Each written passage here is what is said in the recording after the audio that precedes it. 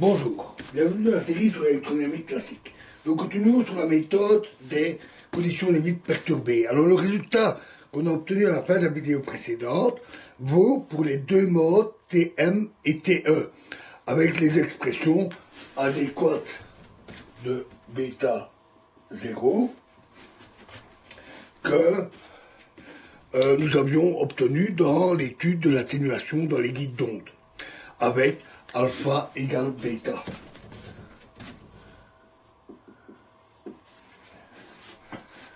Toutefois, alors que la première méthode échouait au niveau et en dessous de la fréquence de coupure, la relation donne ici des résultats sensés.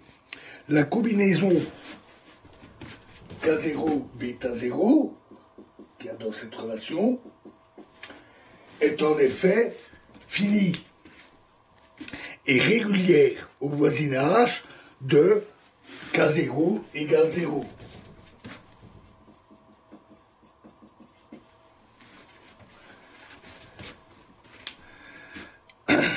La transition d'un mode de propagation à un mode de coupure n'est bien évidemment pas abrupte lorsque les parois ne sont pas des conducteurs parfaits.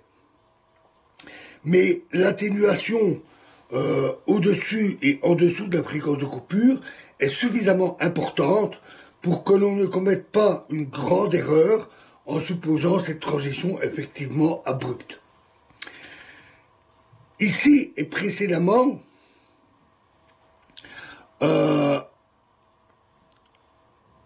notre discussion de l'atténuation des signaux s'est limitée à un mode à la fois.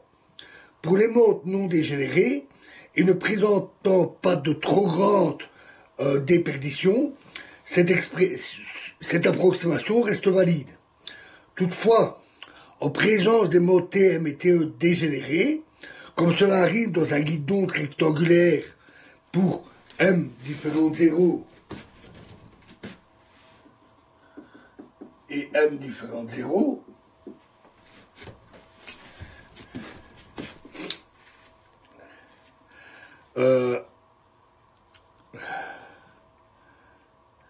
toute perturbation, aussi petite soit-elle, peut générer un mélange appréciable de ces deux modes.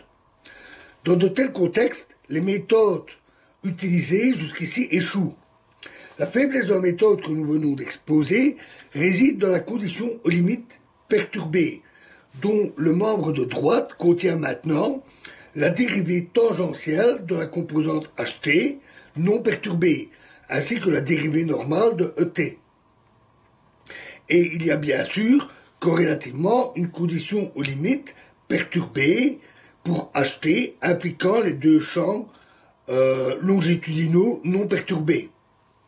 Le problème se traite alors par une méthode perturbative des états dégénérés qui est très semblable à celle qui est couramment utilisée en mécanique quantique.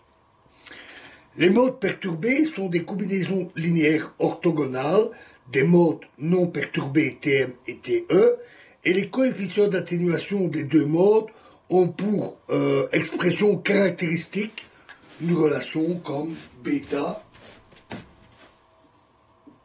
égale 1,5 bêta Tm plus bêta Te plus 1,5 racine carrée de bêta Tm moins bêta Te au carré plus 4k carré. Où bêta Tm et bêta Te sont les valeurs que nous avons vues, et K un paramètre de couplage. Nous n'approfondirons pas ça, nous n'approfondirons pas ce point plus loin ici.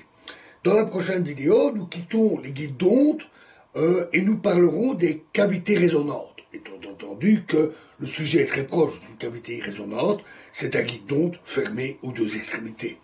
Je vous remercie.